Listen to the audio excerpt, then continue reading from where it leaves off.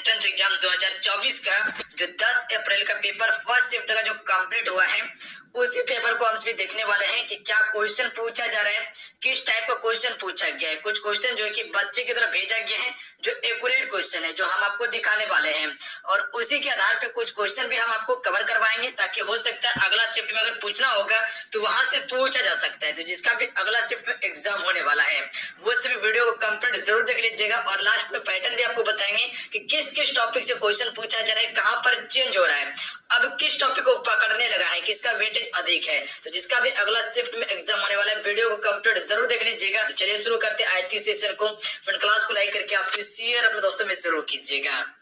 सबसे पहला क्वेश्चन देखिए जो पूछा गया था आज के इस पेपर में कि मिट्टी का क्षरण जो है ये किस कारण से होता है। तो ध्यान रखिएगा मिट्टी का क्षरण जो होता है ये अत्यधिक चिराई से होता है, वनों की कटाई से भी होता है, उर्वरक का अधिक उपयोग करने से भी होता है, उसके बाद शहरीकरण से भी हो रहा है, उसके बाद जलवायु परिवर्तन और झूम खेती, ये सभी से जो कि मिट्टी का क्षरण हो रहा है। तो अब ऑप्शन में क्या दिया था वो आपको पता होगा जो एग्जाम दे के आए हुए हैं। और जो भी एग्जाम दे के आए हो एक बार बताइएगा कि यही क्वेश्चन पूछा गया था पेपर में। बिल्कुल एक क्वेश्चन था कि बॉम्बे स्टॉक एक्सचेंज की स्थापना कब हुआ था। कुछ इसी प्रकार से क्वेश्चन था पर बॉम्बे से ही रिलेटेड क्वेश्चन था। तो जहां तक है कि बॉम्बे स्टॉक एक्सचेंज की स्थापना से ही क्वेश्चन पूछा गया था। ये आपका 1875 में किया गया था बीएससी। ध्यान रखिएगा ये आपका शेयर मार्केट से संबंधित है और इसका मुख्यालय कहाँ पे है तो ध्यान रखिएगा ब्रांच में, हेड ब्रांच जो है मुंबई में है। याद रखिएगा अगर अगला क्वेश्चन ये पूछा गया हो कि बॉम्बे प्रेसिडेंसी एसोसिएशन की स्थापना कब हुआ था तो ये आपका 1885 में किया गया था और इसी समय भारतीय राष्ट्रीय कांग्रेस की स्थापना होता है। तो याद रखेंगे आप सभी क्लियर है जो कि बच्चे की तरफ बताया गया था। अगला क्वेश्चन पूछा गया था कि संविधान का जो अनुच्छेद 21 है ये किससे संबंधित है। तो ध्यान दीजिएगा अनुच्छेद 21 जो संबंधित है ये किसी भी व्यक्ति के विधि द्वारा स्थापित प्रक्रिया के अतिरिक्त उसके जीवन और व्यक्ति के स्वतंत्रता के अधिकार से वंचित नहीं किया जा सकता है, इसी के बारे में प्रावधान किया गया था अनुच्छेद 21 में। तो देखिए अनुच्छेद 21 से क्वेश्चन पूछा गया है। अब थोड़ा सा एक्सपेक्टेड क्वेश्चन याद रखिए जो हो सकता है अगला शिफ्ट में क्वेश्चन पूछा जा सकता है। तो याद रखिएगा आप सभी अनुच्छेद 22 जो है किससे संबंधित है तो कुछ दिशाओं में गिरफ्तारी और उसके निरोध के संरक्षण से संबंधित है अनुच्छेद 22। उसके बाद अगला याद रखिएगा आप सभी अनुच्छेद 17 जो है ये किससे संबंधित है, इसमें अस्पृश्यता का उन्मूलन कर दिया गया है यानी कि छुआछूत को समाप्त कर दिया गया। इसके तहत आप किसी से छुआछूत नहीं कर सकते हैं।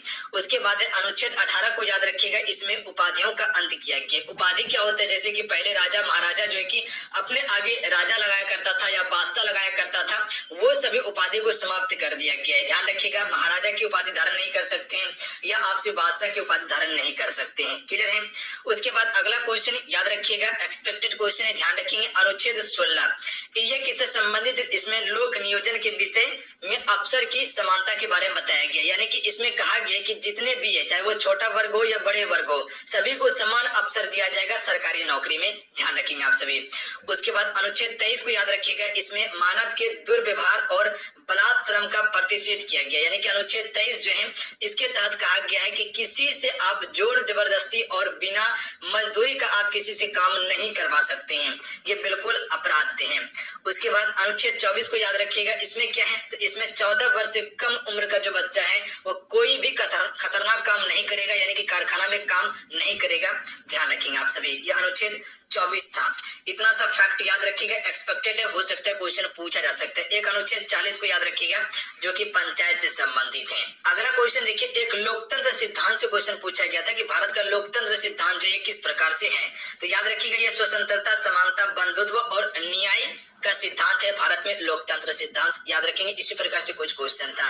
एक क्वेश्चन पूछा गया था कि पृथ्वी शिखर सम्मेलन का आयोजन कहाँ किया गया था या कब किया गया था।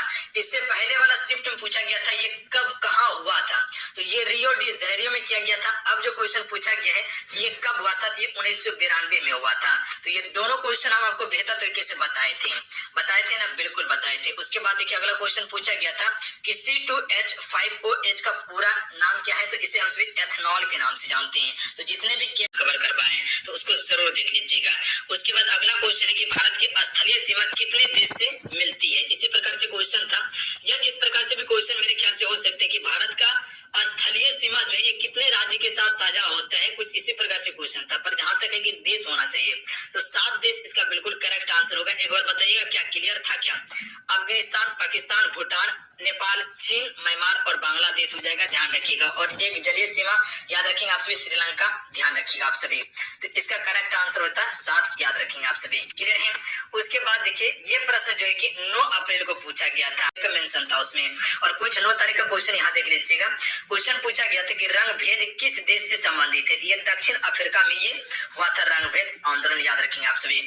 उसके बाद एक क्वेश्चन पूछा गया था कि दामोदर नदी को किस नाम से जाना जाता है? यह हो सकता है कि इस प्रकार से क्वेश्चन पूछा गया कि ब्रह्मपुत्र नदी को नेपाल में किस नाम से जाना जाता है। इसी प्रकार से कुछ क्वेश्चन था, कंफ्यूजन था उसमें, बट याद रखिएगा अगर दामोदर नदी से पूछा गया होगा तो इसे देव नद कहा जाता है, या ब्रह्मपुत्र नदी को नेपाल में किस नाम से जाना जाता है, इसे यारलुंग सांगपो कहा जाता है नेपाल में, याद रखिएगा। हो सकता है अगला शिफ्ट में पूछ लिया जाए कि बांग्लादेश में हम सभी ब्रह्मपुत्र को किस नाम से जानते हैं? यमुना के नाम से जानते हैं। उसके बाद देख लीजिएगा अगला क्वेश्चन था कि छंद कितने प्रकार के होते हैं? तो छंद 4 प्रकार के होते हैं। एक होता है मात्रिक छंद, वर्णिक छंद, वर्णिक वृत्त और मुक्त छंद होता है। तो कुल 4 प्रकार के छंद होते हैं।